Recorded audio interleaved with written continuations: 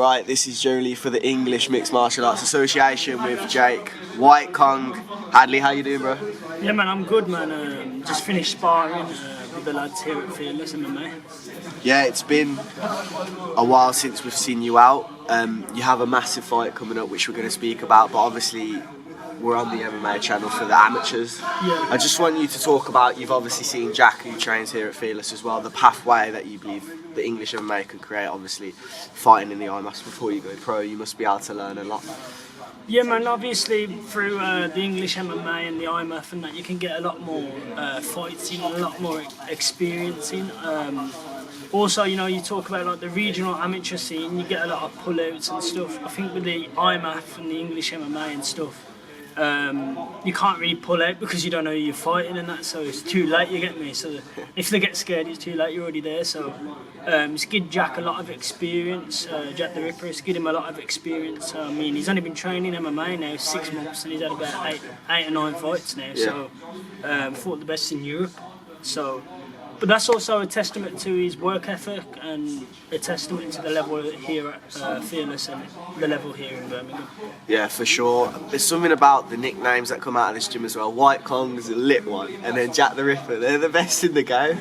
Well, I don't know about Jack the Ripper. I mean, if anyone knows about Jack the Ripper, they'll know he's a serial killer. So I don't know why you'd name yourself Jack the Ripper. It's a bit of a weird one, but that just tells you his frame of mind is a bit of a madman.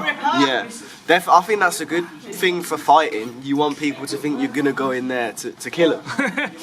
Well, I guess so. You know, like fighting's life or death in it. You know what I mean? So even though we don't know kills on in this business, but it is at the end of the day, it's a sport. But to me, it's never really been a sport. It's just a fight. You get me? So.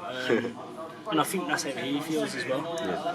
What's your relationship like with Jack? You seem like very close, like he's your little brother kind of thing. Yeah, he's like my little son, you know. Yeah, but he listens well, so that's a good thing. He's also got a lot of respect, you know. Like some guys that might, you know, not respect it as much, which makes me like, you know, can't be arsed with it, you know what I mean? Because he's so respectful with it, very thankful for it. I've took him under my wing and he's improved very fast, as you can obviously see from fight to fight. He's improving a lot. I mean, when he first come here, he did have a bit of a jiu-jitsu background, but he was very limited in everything else. So, you know, we've trained him up. I've took him under my wing and that. He comes to near enough every session with me. He's also trains with Leigh, who's a former UFC athlete as well. And the coach is here at Fearless MMA, so he's got a good, very quick. Yeah, of course. I want to move on to obviously November. You're going to be going out to Vegas. That's not for the first time, but it's exciting to be going out and fighting there again. Yeah, man, this is my third time in Vegas now. You know, I mean, I fought all around the world. You know, I fought in South Africa as well. I fought, you know, in Dublin, Ireland on Bellator. So, yeah. You know, it's nothing new to me. It's just another fight, you get me? Yeah. The first fight in the UFC, or the Contender Series fight, how long did it take you to kind of realise that you'd reached the pinnacle of the sport, but you'd also achieved your dream, and how quickly until it was, we have to go back into fight mode now? Because the whole episode of the video of you when you were younger and stuff like that like broke the internet for a little bit, especially from where we're from. Yeah. I mean, it was just like a big, unreal experience at the time, because it is something I've been dreaming of my whole entire life. When I was very young, like a baby, you know what I mean? I used to watch the UFC with my dad on the telly, and obviously the boxing, because he was a former boxer and he's a fighter fan, you know what I mean? So I grew up watching MMA, you know what I mean? I grew up watching it, and UFC, I always wanted to be a UFC fighter. I remember at school when I was a kid in primary school, before I even did a day's training in my life, saying to myself, I don't need to listen to this shit. I'm going to be UFC champion one day. So it's like something I've dreamed of to get to the UFC all my life. So obviously it was a bit of a surreal experience, but I know through my work ethic in the gym, and obviously I've trained with other UFC athletes like Leigh and Leon and that, and I know what they've done to get to the UFC, and I do just as much, maybe more than them in the gym. So it's like I know that my work ethic and my mental toughness will get me there, and it has. And obviously now, I've got a big fight ahead of me. Why did you go into MMA when obviously your dad come from a boxing background? Why? Well, I just liked the MMA more when I was watching it on the TV, obviously with my dad. So like, I liked that it was more like a street fight, and it was quite new at the time as well. You know, when I was watching it, it was like early, you know, like BJ Penn, T. Ortiz, Chuck Liddell, you know, even a bit of Tangab, all these old school geezers, Pat Milicic and all this. Yeah. But it was like new, like we hadn't seen a guy getting kneed and kicked in the head and elbowed on the floor, and it was new, and I was into that more because I used to watch the wrestling as well as a young lad, you know what I mean. So it was more like a street fight. It was more like the fights I was having at school, you know what I mean, when I was a kid. So I enjoyed that more, but my dad didn't want me to get involved in fighting, especially the MMA. It looks more brutal, even though I'd say it wasn't, because you're not getting hit in the head the whole entire fight. Maybe you're grappling or whatever. So, but it looks more brutal. My dad didn't want me getting involved in none of this fighting stuff. You know what I mean? So it weren't like he never pushed me into boxing, never pushed me into MMA. He just let me do what I wanted to do. Yes. You know.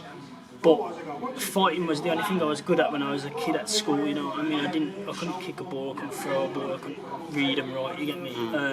I had no interest in it, all I cared about was fighting, you know what I mean? So yeah. Okay, obviously coming off the back of a loss now, how much has that motivated you to now go to Vegas? In training, have you found it easier to be motivated this time around? Motivation is never a bad thing for me. I never had bad motivation, you know. Obviously there's times in your life going through injuries or whatever, or setbacks, you know, it puts you down or whatever, but I don't stay at the gym. I've got nothing else to, you know, do. All I only do is train. So you know, it was upsetting obviously having my first loss. He was a very tough, very high level fighter. I think he's one of the best in the division in my opinion. No one will fight him. At the time, no one would fight me and no one would fight him, so we basically got stuck with each other. And he's 18, he's 19 and 6 now, so I was only 8 and 0 at the time, so he's quite a bit of an experience advantage. You know, it was upsetting. I never thought in my life that anyone could beat me over 3 rounds. I honestly never believed that at the time. You know, I thought if anyone's going to beat me, they're going to catch me and put me out. They ain't going to beat me on 3 rounds. But it opened me up to a few things that I need to improve on in my game, whether like that's the weight cut or some skill work. And I feel like I have been improving on that in the gym. It's been another good camp. My last camp was a good camp as well. I've had shit camps and gone out there and knocked a guy out in the first minute of the fight, so I don't think like a camp, like, you know, your camp is reflection on the fight, you know what I mean? But I've had a good camp. But even if I had a bad camp, I'd still go out and bang this gear, you know what I mean? So it is what it is, you know. Yeah, I think that's a good mentality to have, especially when camps aren't going wrong. You know that at the end of the day, the fight's the only thing that matters, and obviously at times you show up even when the camp's not good. Let's end off then. What do you expect from your opponent third time out in Vegas? What do I expect from him? I expect he's going to be tough. This guy's a tough guy. He can take a shot. He won't quit.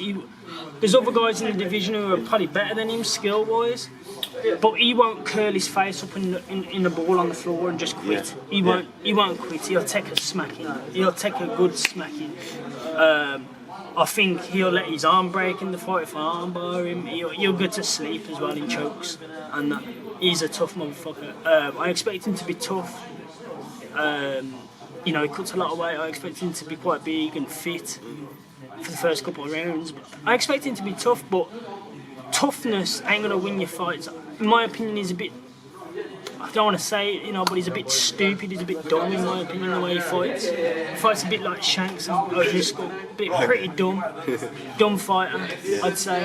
I think my fight IQ, my well-roundedness will come out on the fight, but, you know, I just hope his toughness don't cause serious damage to him. Yeah. You know what I mean? Like, Yeah, because he's going to take a shot. I think I'll put him away. Yeah. You know, there's only so much his body can take. Yeah. Okay, and to end off, I didn't ask you why White Kong. Why is that your nickname? Yeah, well, when I was younger, I used to train at UTC in Birmingham with a few guys down there, and one of my training partners, or my coach at the time, Yannick Bahati, he was banging a weight session, you see, he used to lift weights with him, and we was in the mirror just tensing up, and he's like, oh, White Kong, and it just stuck like that, you know what I mean? So he was like my first proper MMA coach, so, and he gave me that name, yeah.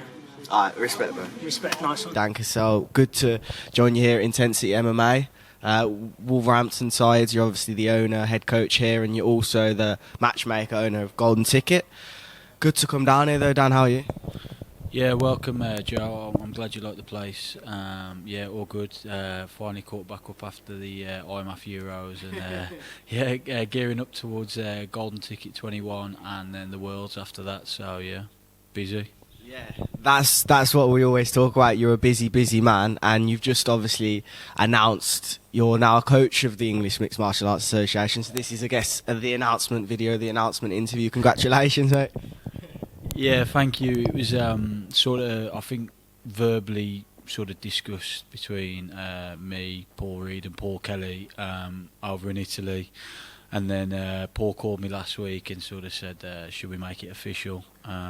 So I think he probably wanted me to have a couple of days to just relax and then sleep on it. But yeah, it's something that I'm going to grab with both hands. I'm really passionate about representing my country, whether that's competing or helping other competitors, win medals for the country. So, and I think that showed in Italy how hands-on I was with the team, and I'll be the same, if not more, going forward. Yeah, you obviously showed the team how passionate you were in Italy, but why do you believe you are the right man to be a coach at the English Mixed Martial Arts Association? Because I've done it, I've competed on the IMMAF stage. Obviously, I got bronze 2014 Worlds in Vegas. So, a lot of people have fought, but fighting 3 and 4 days back to back, that's a different beast. Making weight for 3 and 4 days, getting over the fatigue and the highs and lows of a fight 3 or 4 days on the bench. To do that is very, very difficult, and I think anybody that's competed on the IMMAF stage will say that. So for me to have that knowledge and me to have that experience to pass on to the next generation and be out there with them, and when they're feeling a little bit low on day 2, day 3, day 4, I can sort of pull them through that or try my best to. So I think that's an angle that I'm going to really be able to bring scope to and sort of assist the team with. How would you say it's changed being involved in Italy to obviously Vegas nearly 10 years ago, 8 years ago now? Obviously this is the highest a UK team's ever tallied. What would you say the difference is in standard in the English team? Like, how surprised were you with how well we did? Truthfully, I wasn't surprised at all when I looked at who was in the squad. There's a lot of talent in the English team. UK MMA as a whole, knowing this as a matchmaker, is at the highest level it's ever been at. Domestically, there's so many good opportunities for fighters now, so many good gyms. It was only a matter of time before, we exceeded expectations, and I'll be completely honest, I think the next tournament we go to will exceed again, and will exceed again.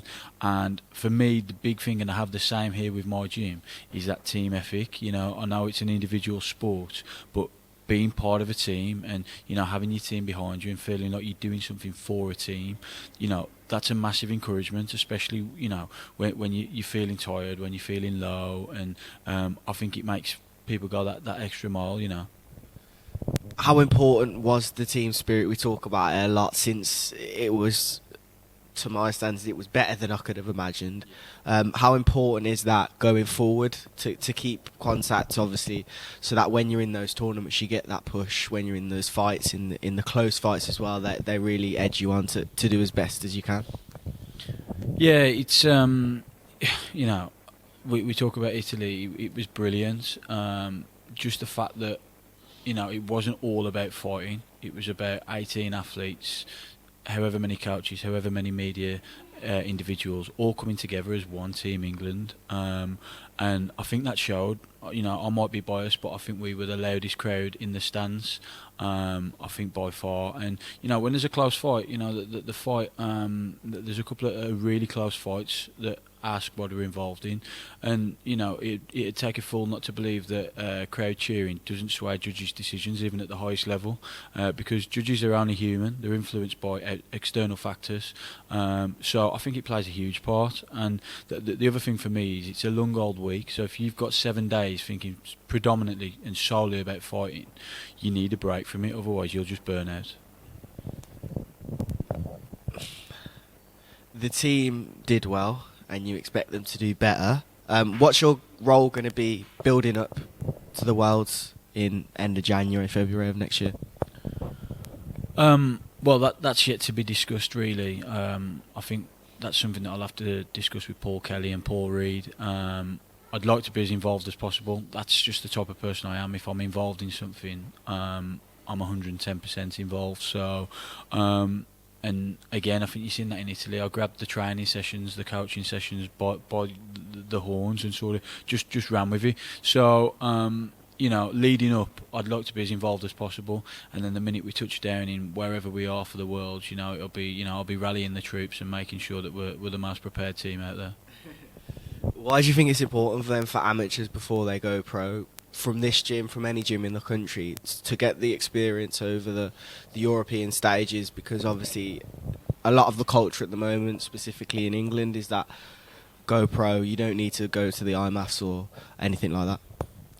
Well, I always say to all my guys, I've got quite a lot of amateur guys here, and I always say to them, it's sort of, it's the testing ground. Amateur's the testing ground. It's where you should make all your mistakes. But it's not just about making mistakes. These guys are learning how to travel, how to prepare to fight abroad. They're fighting at the highest level of amateur MMA, and to be quite honest, the skill set of some of these fighters and some of these fights is higher than low-level domestic pro. So they're almost getting that experience, that high-end experience, with very little risk, because ultimately when they go professional, it means nothing. One of the most stuck quotes in my head is your amateur record never stays on your gravestone, and it's absolutely true. I try and encourage as many of my guys that I influence to fight the best fights that you can fight, make all your mistakes at amateur, and then move on. Me personally, I felt that I went pro a little too soon, and I try and encourage people not to go pro too soon. So I think the IMMAFs is a great way to keep you from going pro. You're still fighting at that high level, you're getting that real good exposure, which will then encourage bigger sponsors, a bit of more financial backing for yourself, and ultimately, the better you do in the IMMAFs, the trend shows that the better pro contracts you go when you go pro. So, it's a no-brainer to me. What do you think, Dan, can be done to change that culture? Because it's a no-brainer for a lot of people who are in and around IMMAFs, but a lot of the culture is domestically you'll fight and then you'll turn pro. What can be done to change this? Because every other sport in the world, at youth level, you fight. If it's football, you fight in the Youth World Cup, the Youth Euros, the Youth Champions League. Even in, I can't think of a sport that doesn't have you compete across the world before you kind of turn over. What do you think can be done to change this culture in MMA? Well, I mean, the biggest thing is, we've got to get MMA recognised in the UK. So even with Sport England, if we can start getting it as a recognised sport, because we've still got to remember it's still not a recognised sport, even though it's the fastest growing sport in the country. So that would be the obvious, the obvious avenue. When I competed in the IMMAFs, it was down to opportunity. Not many people had the opportunity to trial. Whereas now, with the work that Emma's doing, with all the social media, everything that goes on behind the scenes, everybody who's involved, there's a lot more opportunity for more people to get involved. We were discussing this last week, training days, they should be open to pretty much anybody with enough experience to compete at that level, because it gives us a higher success rate as a team, and B, as you say, it gives more people opportunity to come and show us what they're about. Okay, moving forward then, just towards the end of the year, what sort of stuff have you got planned? I know there's some good shows coming up. Yeah, so the back end of this year we've got Golden Ticket 21. That's on the 3rd of December in Wolverhampton. Obviously we're an Emma affiliate, so we'll be looking to produce the next batch of talent onto the squad. And then obviously we've got a couple of trial days coming up, one in November, one in December. So it'd be good to get together with the team and sort of see where we're at and hit the ground running for the Worlds. That's the plan for the end of this year. How do you look at teams or fighters in the Emma team and then scout them for Golden Ticket? Is that something that you look at doing as well? Yeah, I mean, I'm not afraid to say it. Obviously, there was some close relationships built over in Italy, but it's something again that I've discussed with the guys at Emma. I think that greater opportunities should be given to the squad for affiliate promotions. So, I just think that the guys who are out there representing the country should get the best opportunities. They're fighting at the highest level, representing your country. So when they come back to the domestic scene, they shouldn't be overshadowed by anybody. They should be at the front of the pack, and ultimately there should be no other reason why they should fight on an unaffiliated show anymore. That's my opinion. Yeah, it's good to hear. I look forward to seeing December the 3rd in Wolverhampton. Hopefully can make it there, but most importantly, the end of the year. Obviously you're going to be a coach as well, the start of next year. There's a lot to look forward to. Yeah, it's overwhelming. I try not to think about it too much because it'd stress me out. But it's I work best when I'm busy. So it's going to be a great end to the year, I think. We'll look forward to it. I just want to ask you a random question, very random, but what year would you say MMA can be an Olympic sport? Off the top of your head, I'll probably when it eventually happens. Obviously, gotta manifest it.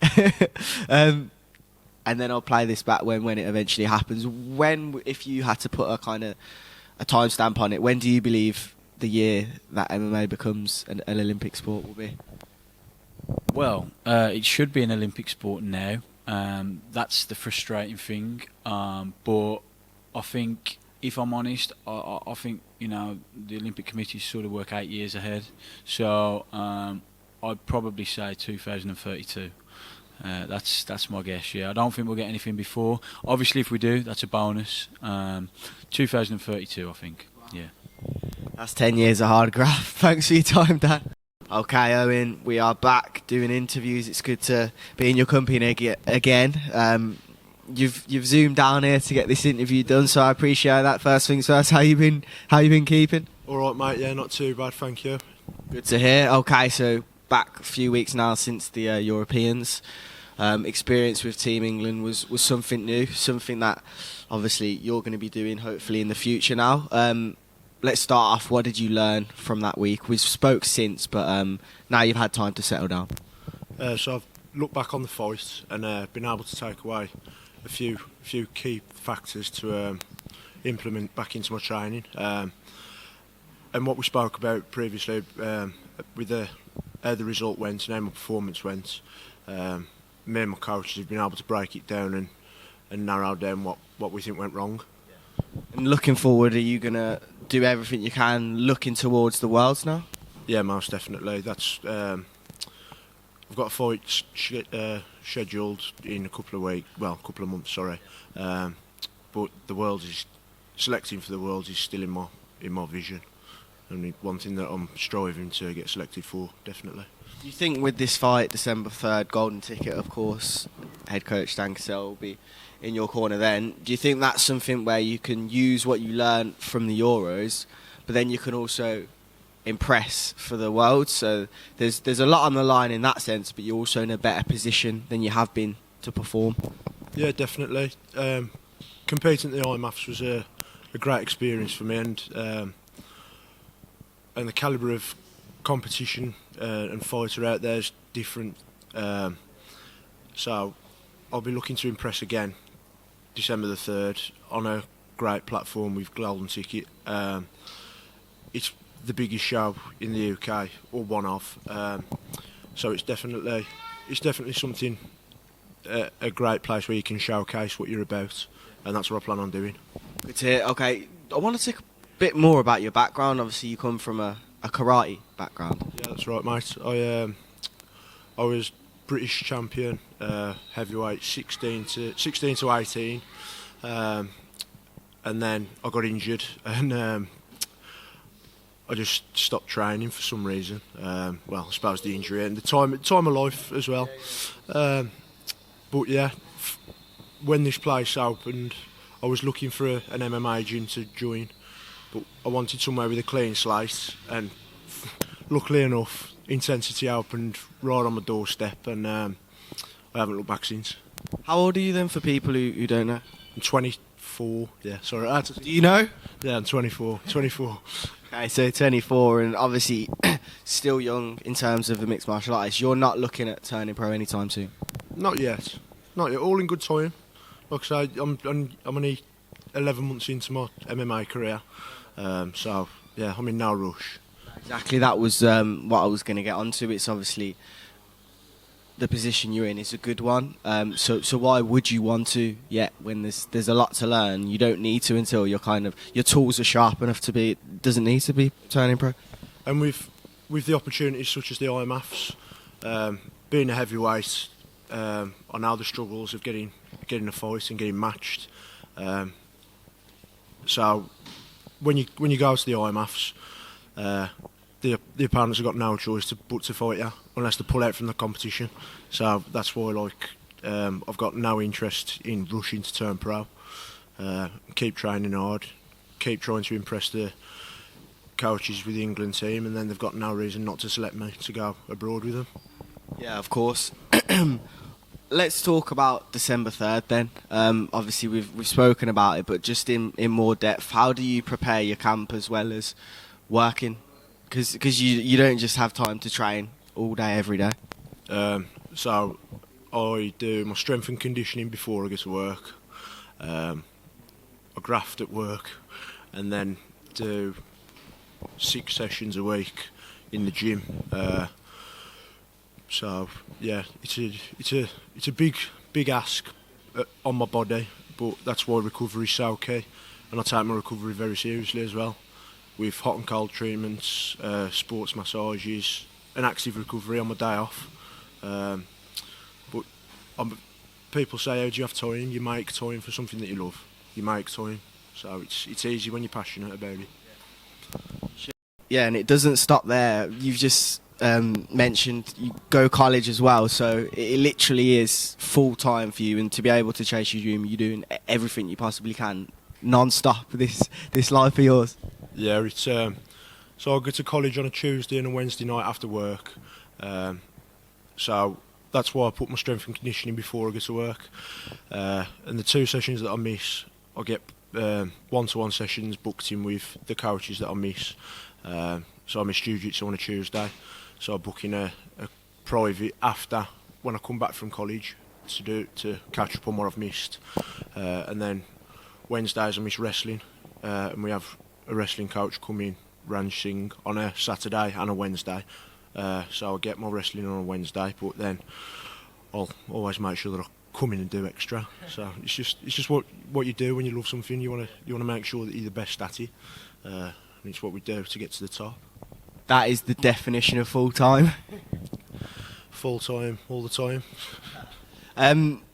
So that's going to be the way you're going to be this camp, and it just proves how much this means to you. Yeah, not just this camp, every camp, the last camp, and then before I made my debut, I was in camp with 2 fighters that was out on golden ticket, and when they needed bodies to throw around, that they knew that they could count on me, because that's what I'm about. I'm not just in this for myself. I'm a team player. I want to help everyone. I want to bring everyone through, not just on my development, but with theirs too. Just that's what the captain does, isn't he? You'd have a full-time grafter in your bio instantly. I should have. Well, there's a lot of people employing lots of things at me at the minute, saying this is what you should put, this is what you should do. But no, it's you make time. Like I say, you make time, and you don't make excuses. It's as simple as that. That's actually a good little quote. You make time, you don't make excuses. Actually, I'm going to message Dan. We need this on the wall at Intensity. Owen 2022, you make time, you don't make excuses. I like it. Come on. You know, the captain quotes and all of that. What sort of like extra grit and determination, because you said if you have a passion, then you kind of, you make time. But it takes something extra to be able to do that, to be able to every day of the week basically be working non-stop, and when you're not at work you then go to work in a gym. That takes a different type of person, and not a lot of people can have the will to do that. Even at 24, I know a lot of people are lazier than you, mate. The way I think is, if I'm not doing it, is my opponent doing it. That's the way. That's the vision I've got in my head. If I'm not training, my opponent is. So any spare minute that I get, if I finish half a day on a Friday at work or whatever, I'm making sure that I'm doing something that's going to benefit me in my passion, something that I eventually want to take into a career. Because I don't want to be grafting all my life. If I get the chance to turn pro and earn some money while doing it, then I can not work on the head for a while and chase this dream. So that's what. And just on a domestic scale, I don't want to sell 70, 80 tickets to my friends and family to put on a poor performance when I know that I could have done more. So I don't want to. I go into every camp not wanting to leave any stone unturned. That's a good way to end it, actually. I like the thought process and a couple of good quotes which we'll be seeing in the background soon. Owen, appreciate your time, bro. Brother, nice to meet you again. This is Jolie here for the English Mixed Martial Arts Association, joined by head coach Paul Kelly, here in your home, one of 3 mixed martial arts concepts. This one's how's Owen? How are you, Paul? I'm great, thank you, Joe. Good to see you. Okay, let's talk about the Euros. Let's get stuck in. We haven't had a full recap from you. Obviously, you're the head coach, and this was the best England or UK has ever done. Have you had time to reflect on this yet? Obviously, it's been a few weeks now since our historic week of competitions out in Italy. Yes, I mean we've come back from Italy, and straight away we're starting to look at preparation for the Worlds already. But yeah, I think it's the kind of result that England came back with means that we should try to reflect. 8 medals, 4 bronze, 2 silver, 2 golds, 3rd out of 32 countries, which I think is an absolutely amazing achievement considering where we were in terms of preparation. You know, early on in January this year, I took 8 English team members out to Abu Dhabi for the first time ever. So in a little less than 8 months, we've really improved our game, gone out to the Euros, come back with 8 medals, built a team that is not only unified in representing the country, but also is unified as a team. You know, we have a saying in the team, fight it as an individual, train as a team. And I think if you were there or if you saw any of the matches, you could see how much the other team members were getting behind the guys that were fighting. How surprised would you say you were, Paul, with how well we did? Of course, we know we have talent more than we have in previous years and competitions in IMMAFs. But walking away in 3rd place, it must have been shocking considering how much better we've done than in previous years. I think we probably had an expectation going out. We knew that it was the Euros, so there were some opportunities. I think from the experience of being there, I learned several things. Number one is that for an amateur fighter to go to the Euros or the Worlds, you are going to compete against the highest level of competitor. These are guys from their countries that have gone through the process of being selected, whatever that is, and it's different for different countries. Whatever that process is to get there, to be able to represent the country in an international competition. So number one for me was how high the standard was. Number 2 was the different strengths across, so our juniors and our seniors. And before I went out, and I was asked this halfway through the competition, what did I think the result would be? And at that point in time, I was thinking, I'd said before we left, I actually said it to my wife, if we get between 7 and 9 medals, then I will believe that we've achieved something really well. I'm sure she'd verify that for her. But actually coming away with 8, and I think, you know, in real terms, some of the team didn't achieve what we thought they would do, and some of the team have come away with their own thoughts on what their performance was like while we were out there. But overall, going against teams that, the Ukrainian team were a phenomenal martial artists, huge wrestling background, 35, 36 members in the team.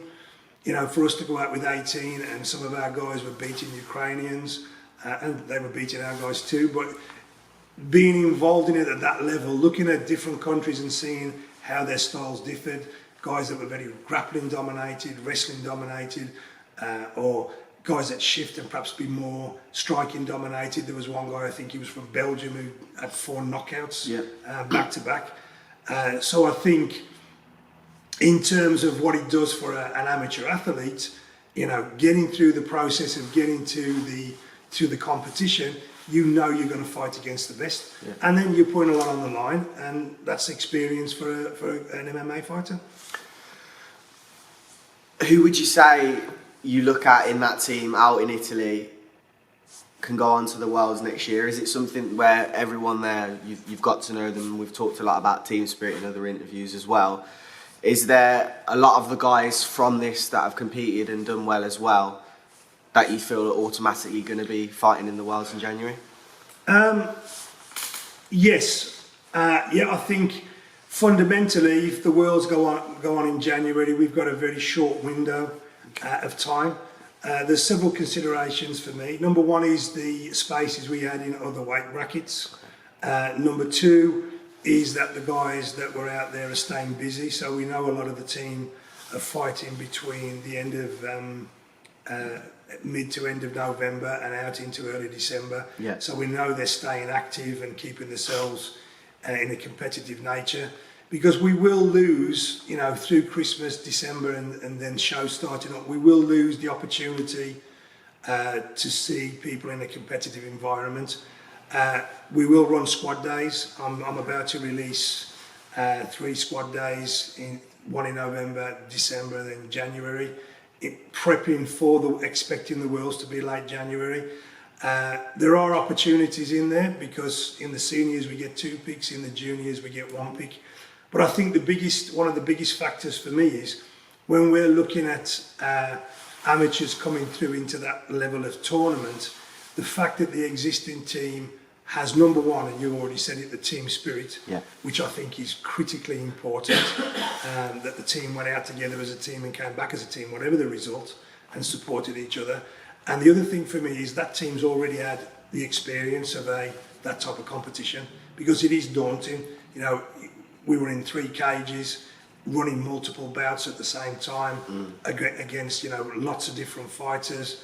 The team's getting prepped, back-to-back fights. There's something about having gone through that process that kind of means that that's something less to worry about when you go. So the other factor that I think is important from an athlete's point of view is we're self-funding. So, when we come to the Worlds, whether it's Italy or whether it's Saudi, we've still got to consider now amongst the team who can fund, how we can help them do that as Emma. And then the other side of it is some of the guys are at the end of their amateur career. We know we've got a couple out of the team that are going to go professional between now and then. So there will be spaces, there will be trials for people to come along and see if they fit. But, we're going to need to be looking at people who've got some experience as a minimum, looking for people in weight brackets where we've got opportunities, but also capitalising on the experience of the team that went out there. What would you say people can learn from the squad days then? Because that's going to be a lot of the people who, say for example, haven't trained with Team England before. That's going to be their first experience of this. What would you say if they're watching now that they can learn, why they should come down? What is the importance of those squad days? Good question. So, number one, on a squad day, you get to meet the rest of the team and you get to meet the coaching team. So I think that's very important. The reason for that is twofold. Number one, you're not facing a normal UK-based competition. So you're not getting an 8-week camp against a specific opponent with your coaching team and then able to go out on the night and know exactly who you're fighting. You're against multiple fights if you succeed with different opponents that you may be aware of them from a potential selection of 32. So the first thing is to get to train with the team, to get to meet the coaches. That translates for me that if you're out with the team and the team's training together, you're already part of that training process. So in Italy, we saw some of the coaches running daily sessions for the guys as they were passing through. So everybody was training, they knew what they were going to do. The second element for me is the actual training. We are training for multiple fights across multiple days against a slightly different focus in terms of what that match will be. So, we're looking at those fighters that have already been out there, coaches that have been out there, and saying, right, that the squad days reflect what we think that type of competition will be for you. So whether it's wrestling off the wall, off the cage, whether it's wrestling off the floor, back up again, whether it's maintaining your the least amount of damage through the rounds, whether it's managing your energy systems, because as well as the coaches and the team at on the squad days, we've got a performance team there. So headed by our performance director, Paul Reed, where we're talking about guys with how they manage the weight cuts, how they manage the weight. Most people in an IMMAF competition fight up a weight because it's same day weigh-in, how they can get their energy systems, best use out of their energy systems. And Emma's performance team has all that information to hand. So I think primarily getting to know the part of the team, secondary training in the environment where it's supported by people who've had the experience. Thirdly, training specifically for that type of competition. And fourthly, getting access to not just the coaches but the performance team. Okay, and then last one, it's quite a complex question to ask, but obviously the current culture in MMA, specifically in England, is that it doesn't matter what happens in your amateurs, and that probably is correct for most people. It's just when you turn pro, the records it matters when you turn pro.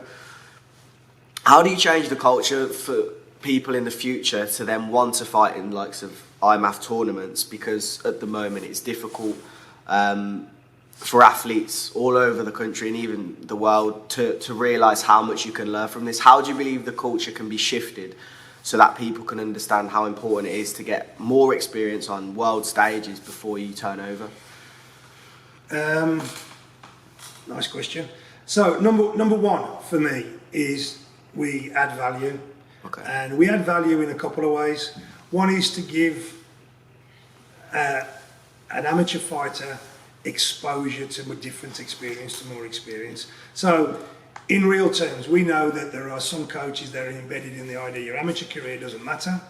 It's all about getting, you can do whatever you want. You could win, lose, draw, whatever happens, and then you go pro and it's all written off. Me personally, I think every element of your career matters. Yeah. Some may matter less. I think, but whatever skill set you're developing, if we look at amateurs as an apprenticeship, probably in a simple way. Yeah. So the idea is that you are learning your craft, you are testing your experience, you are developing an experience, win, lose, draw, or whatever happens in that competition. I think that's a given, and I think it's very, very important that happens. Yeah. But I think if we come out of it now, I think something like there's currently 13 UFC active UFC fighters who came through the IMMAFs. Okay. Obviously, in the UK, we've got Mohamed Mokayev, Jack Shaw, who came through it. So when we start to look at people coming through a process of how do you validate your opponents, and we know about topology, and we know about Sherdog and so on and so forth, but fighting at an international level where those are recorded by an international federation, IMMAF, means that level of competition kind of, in my mind, would validate with the next step or the development of the next step as a professional. All right, this is Jody here for the English Mixed Martial Arts Association. Kean Kelly joins me once again. How are you doing, Kean? Down in your home. How's Owen? Mixed Martial Arts Concepts. Good to see you again, bro. Yeah, man. It's great to get back from Italy and to get back in and get back into the gym and get back to work again. We've got something lined up for December 3rd. Hopefully, going to get in a good fight there, finish the year on a win. Just feels great to be back in work. Let's talk about that. December the 3rd is what it's all about now, gearing up to fighting once again. When did camp start for you?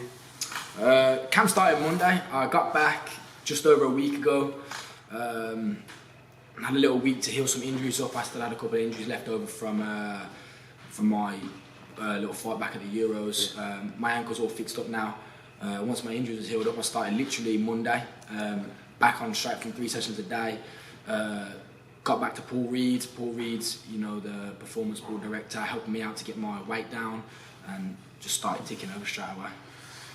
How important is it to get back active, obviously out learning on the big stage in the Europeans, but to stay active before the end of the year, getting a fight? I think I say this every interview, but it's everything to me, you know what I'm saying? I've got to finish this. We're on a year. Oh no! Restart! No, we're carrying on. No, it's not getting shots out. We're keeping it in. That's funny. He's violating me. Okay, what was the question again? Just how important that is. You finish the we're on a year.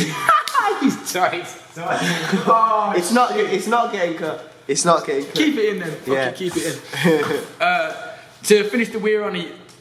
This is a joke. Oh no! This is a joke. This gone. To finish the year on a win, okay? It's going to be, you know, it's key for my development, for me to carry on, and to stay on the right path for what I'm going. I need to finish the year on I said it again, the year on a win, for my own mental state and for my own confidence. To be quite honest with you, after taking that loss a couple of weeks ago, in a weird way, it's took away a lot of small things in my mind that used to play on me, you know, worried about having an O on my record, you know what I mean? Now I don't have that anymore. I don't have that pressure on my shoulders, worrying about, you know, losing and, you know, what it's like to have all the people around me and what they're going to do and how they're going to act. Getting that out of the way for me probably was the best thing to happen to me. Yeah, it's rough and I wanted to represent big time for England and for my city, but not doing that, I think it's took me a step further in my career. So when I come to fight in December, I'm really going to put on a show. I'm really going to show you guys how much I've matured from that last loss, and you're going to enjoy it. What kind of things did you learn maturing? How important have you realised that it can be in terms of maybe hunger, but other things as well? Let us know. What kind of things have you learned from that? I've always got a passion for this. You know, the fire. Goes without saying. Yeah, the fire's always burning. You know what I mean? It's constantly on. Just sometimes when you're working and injuries get in the way, it can really play with your mind a little bit, and then getting a little bit too comfortable, you know what I mean? I also try and think about staying in the present moment. I really, you know, sometimes I think too far in the future, or I look back at the past. You really need to be in the present. I've realised. I just watched the Last Dance by Michael Jordan, and you know, that's exactly what he's like. He's always in the present. His mentality towards losing and towards winning is undefeated. Me and my dad talk about the likes of Kobe Bryant and Michael Jordan with their mentality and how they work with what they do, and how they're always constantly working, but how their mindset never breaks. They're always switched on. That's one of the biggest things I learned after that loss, is that being in the present moment and feeling the emotions, but using them in the right manner. You know what I mean? Not going, damn, I lost. Yeah. You know, not getting in a shell and not trying to hide away from it. You know, really trying to get back out there and show what I'm made of. You know what I mean? One loss isn't the end of me. It's something I had to get over the last few weeks. But you know, amateur career is the amateur career. What you say, one loss isn't the end, and the learning curve has helped me more than I can't really describe it to you, if that makes sense. The things that's changed in my head, the things changed for me physically, and just knowing that I have still my friends and my family there and Team England to support me. You know, the first thing that was in my head when I lost was, oh no, you know, are these guys going to judge me for this? But then when you realise that, you know, people still love you and people still want you to succeed, you know, it gives you a lot of faith in what you need to be doing. You know what I mean? And then a closing word on the team spirit, once again, out in Italy and obviously looking towards the Worlds again. What can people expect when they live with the teammates and across that whole week as a competitor, as a fighter for Team England? Like I say, I unfortunately didn't represent for England when I went out there as well as I'd like to. You know, I put on a good fight and whatnot.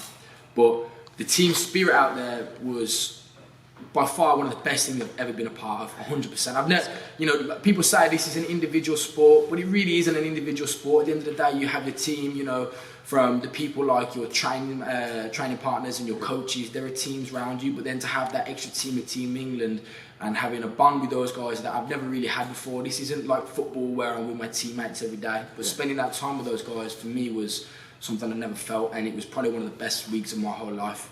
You know, being out there cheering for them all. When they won, it felt like I won. You know what I mean? Yeah. The burning sensation, the fire it ignites in you when you see your teammates win is like nothing like that. And then when they lose, just trying to be there and support them and to make them, you know, to make sure they know that it's not the end of anything. You know what I mean? They can continue going and they'll be back better. But the team spirit was, you know, I mean, I'm not trying to be stacked at any of the countries, but we was the best by far. You know what I'm saying? We killed it every single time. Anytime any of our fires came out, we was screaming and shouting, you know, classic England style. I don't even have a voice left after it, you know what I mean? But, you know, like I say, the team thing for me was everything. Shout out to Team England if you're watching this. Good way to end it, man. Thank you. Okay, this is Jolie here for the English Mixed Martial Arts Association. Jack, how are you? Well, fucking got rid of the beard, so I am, yes, but yeah, everything's going well, man. Good one. Yeah, we spoke yesterday and you were like, I'm not sure about this interview because, this has happened. How did this happen, this beard? You look a lot younger. You look like you should be in the juniors this time. Yeah, fucking trimming the beard, putting on it, it's got to come off, it's the worst. The day he comes for the interview, fucking looking like a 12-year-old smacking. Okay, so obviously, other than the beard, what's happened since the Euros over in Italy? Got a bronze medal. We did the best we ever have, Team England. How much did you learn from that, Jack? Well, I learned loads. First fight was a nice fight to ease in. I got the finish. Second fight, 12-3 guy from Slovakia. I was researching him before the tournament and he was like the favourite on paper, I'd say. But I got a nice, easy, unanimous decision win. And when I come back into the gym, like, everything I do, I'm just a lot calmer and I feel like experienced now. Because before Four Nations, I was completely inexperienced, and now my experience is building up, and I feel dangerous. What's the one thing that you took away from that tournament? You've just talked about experience, but outside of the cage, it could be teamwork, it could be so many different things. But from that whole fight week, it could be fighting multiple times in 1 week. What's one thing that you took away that's invaluable? It's just the skill set. Looking back at the fights, because my striking I was very happy with my striking, but like I made a few mistakes in the cage work and I've put them right. And at the minute, to be honest, bro, I can't see anyone touching me, to be honest, at this level. Like, I'm starting to believe now no one's on my level. I know I picked up a lot in the IMMAF, but the guy had 2 finishes, no excuses, he bet me fair and square, but I can't see me losing again, bro, no one's on my level. How much hungrier are you from that defeat? Obviously, sometimes losses build character and it makes people hungrier than ever. You said it builds character, but in this way, it's going to build the world champion in the IMMAF World Championships, because I am going to win the World Championships. Respect, bro. Good to speak to you again. Thank you, man.